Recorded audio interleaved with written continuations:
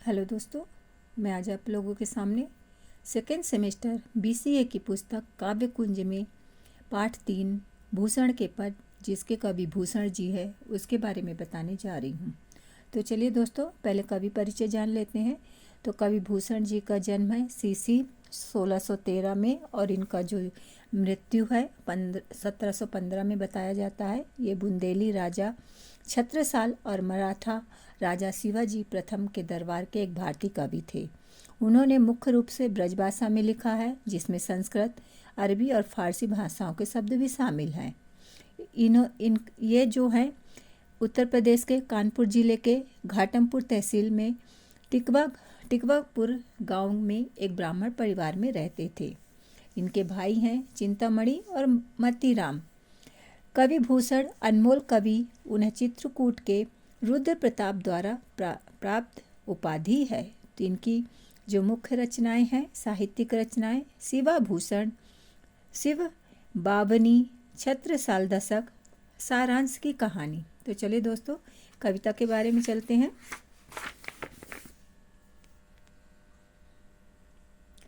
इंद्र जिमि जंभ पर बाड़व ज्यों अम्भ पर, रावण संदंभ पर रघुकुल राज्य है। पौन बारी बाह पर, शंभु रति नाह पर, जो सहस्त्र बाह पर राम द्विज राज्य है। दावा द्रुम दंड पर, चीता मृग झुंड पर, भूषण वितुंड पर, जैसे मृग राज्य है। तेजतम अंश पर, कान जिमि कंस पर, त्यों मलिच्छ वंश पर, शेर शिव राज्य है।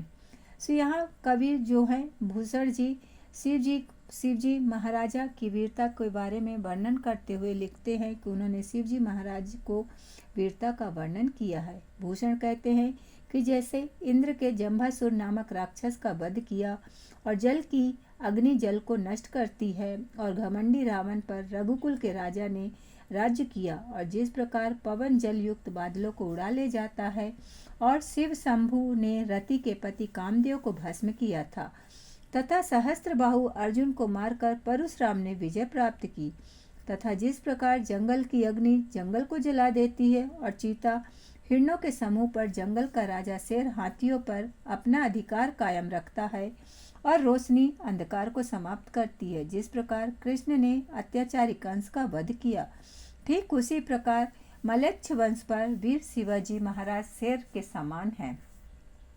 जिस प्रकार जंभासुर पर, इंद्र समुद्र पर, बड़वानल रावण के दंभ पर, रघुकुल राज बादलों पर, पवन रति के पति अर्थात कामदेव पर, शंभु सहस्त्रबाहु पर, ब्राह्मण राम अर्थात परशुराम पेड़ों के तनों पर, दावानल हिरणों के झुंड पर चीता, हाथी पर शेर, अंधेरे पर प्रकाश की एक किरण, कंस पर कृष्ण भारी है, उसी प्रकार मलेच्छ वंश पर शिव जी शेर के समान है। चलिए दोस्तों, सेकंड में चलते हैं। सजी चतुरंग सेन अंग में उमंग धरी, सरजा शिवाजी जंग जीतन चलते है। भूषण भनत नाद विहद नगारन के, नंदी नद मद गैवरन के ललत है। एल फैल खेल भेल खलक में गेल गेल, गजन की ठेल पेल सैल उछलत है। तारा सो तरनी धूरी धारा में लागत जिमी, थारा पर पारा पारावार यूं हालत है।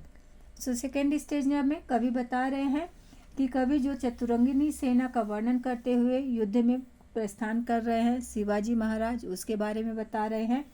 तो कवि कहते हैं कि सर्जा उपाधि से विभूषित अत्यंत श्रेष्ठ एवं वीर शिवाजी अपनी चतुरंगिनी सेना पैदल, घोड़े, रथ, हाथी को सजाकर तथा अपने अंग अंग में उत्साह का संचार करके युद्ध जीतने के लिए जा रहे हैं। भूषण कहते हैं कि उस समय नगाड़ों का तेज स्वर हो रहा था। हाथियों की कनपटी से बहने वाला मद, हाथी जब उन्मत्त होता है तो उसके कान से एक तरल स्राव होता है, जिसे उसका मद कहते हैं, नदी नालों की तरह बह रहा था। अर्थात शिवाजी की सेना में मदमस्त हाथियों की विशाल संख्या थी, और युद्ध के लिए उत्तेजित होने के कारण हाथियों की कनपटी से अत्यधिक मद गिर रहा था, जो नदी नालों की तरह बह रहा था। शिव जी की विशाल सेना के चारों ओर फैल जाने के कारण संसार की गली गली में खलबली मच गई थी। हाथियों की धक्का मुक्की से पहाड़ भी उखड़ रहे थे। विशाल सेना के चलने से बहुत अधिक धूल उड़ रही थी। अधिक धूल उड़ने के कारण आकाश में चमकता हुआ सूर्य तारे के समान लग रहा था। समुद्र इस प्रकार हिल रहा था जैसे थाली में रखा हुआ पारा हिलता है। तो आगे चलते हैं दोस्तों, थर्ड स्टेंजा की तरफ चलते हैं। वेद राखे विदित पुराण पर सिद्ध राखे राम राम राख्यो अति रसना सुघर में। हिंदुअन की चोटी रोटी राखी है सिपाहिन को, कांधे में जनेऊ राख्यो माला राखी घर में। मीड़ी राखे मुगल मरोड़ी राखे पातसार, बैरी पीसी राखे बरदान राख्यो कर में। राजन की हद राखी तेग बल शिवराज, देव राखे देवल स्वधर्म राख्यो घर में। सो तीसरे स्टेंजा में कवि बता रहे हैं कि भूषण के माध्यम से शिव जी की धर्मनिष्ठा के बारे में बताया जा रहा कि उन्होंने किस प्रकार से भारतीय धर्म की रक्षा की थी। तो कवि भूषण ने शिव जी को धर्म रक्षक वीर के रूप में चित्रित किया है। जब औरंगजेब संपूर्ण भारत में देव स्थानों को नष्ट कर रहा था, वेद पुराणों को जला रहा था, हिंदुओं की चोटी कटवा रहा था, ब्राह्मणों के जनेऊ उतरवा रहा था और उनकी मालाओं को तुड़वा रहा था, तब शिवजी महाराज ने ही मुगलों को मरोड़कर और शत्रुओं को नष्ट कर सुप्रसिद्ध वेद पुराणों की रक्षा की और लोगों को राम नाम लेने की स्वतंत्रता प्रदान की। हिंदुओं की चोटी रखी, सिपाहियों को अपने यहाँ रखकर उनको रोटी दी, ब्राह्मणों के कंधे पर जनेऊ, गले में माला रखी, देव स्थानों पर देवताओं की रक्षा की और स्वधर्म की घर घर में रक्षा की। आगे चलते हैं दोस्तों चौथे की तरफ। सबन के ऊपर ही ठाड़ो रही बेके जोग, ताहि खरो कियो जाय जारन के नियरे। जानी गैर मिसिले गुस्सीले गुस्सा धारी उर, कीनो न सलाम न बचन बोलार सिरे।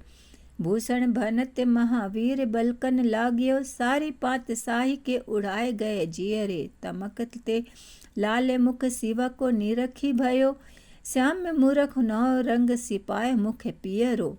सो चौथे स्टेंजा में कवि बता रहे हैं कि जो है मुगल दरबार में आयोजित शिवजी की जो भेंट औरंगजेब से होती है उसके बारे में वर्णन करके बता रहे हैं कि शिवजी को 6000 मनसबदारों की पंक्ति में खड़ा किया गया था। इस अपमान को शिवजी सहन न कर सके और भरे दरबार में क्रोध में बड़बड़ाने लगे। उसी के बारे में बताया जा रहा है। जो सर्जक शिवजी मुगल दरबार में ऊपर खड़े होने के योग्य थे, उनको अपमानित करने की नियत से औरंगजेब ने उन्हें 6000 मनसबदारों की पंक्ति में खड़ा किया।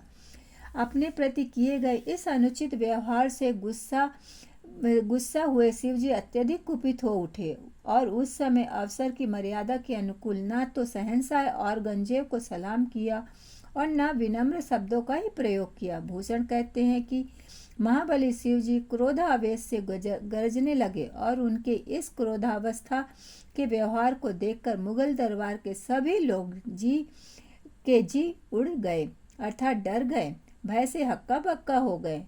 वे लाल हुए। शिवजी के शिवजी का जो मुखमंडल है लाल हो गया था। मुख उनके लाल चेहरे को देखकर औरंगजेब का मुंह काला हो गया और सिपाही के मुख भय की अतिशयता के कारण पीले पड़ गए थे। तो यहाँ पे शिव जी का रुद्र रूप दिखाया गया कि रुद्र रूप में औरंगजेब के सामने वो किस तरह से गर्जना करने में सफल हुए हैं। आगे चलते हैं दोस्तों, लास्ट स्टेंजा है। राजत अखंड तेज साजत सुजस बड़ो, गाजत गयंद दिग्गज ने ये साल को, जाहि के प्रताप से मलिन अफताब होत, ताप तज दुजन करत बहु ख्याल को। साज सज गज तुरी पैदरी कतार दीने, भूषण भनत ऐसो दीप दीन प्रतिपाल को। अवराव राजा एक चिंत में न लयऊँ अब, साहु को सराहों की सराहों छत्रसाल को।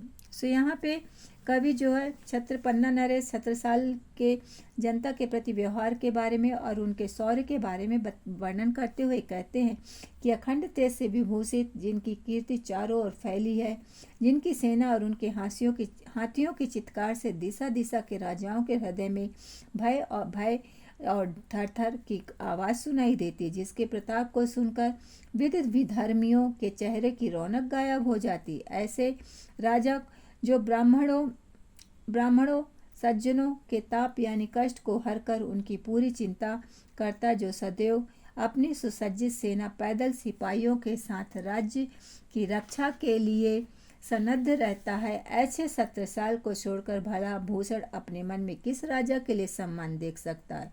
भूषण कहते हैं कि मेरा मन तो कभी कभी भ्रम में पड़ जाता है कि साहू जी शिव जी के पौत्र को सराहूं या छत्रसाल की प्रशंसा करूं।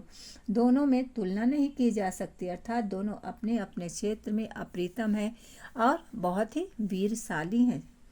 सो दोस्तों, ये रही आपका जो है पद जो था भूषण जी के पद हैं। आपको कैसा लगा कमेंट्स करके ज़रूर बताइएगा। धन्यवाद।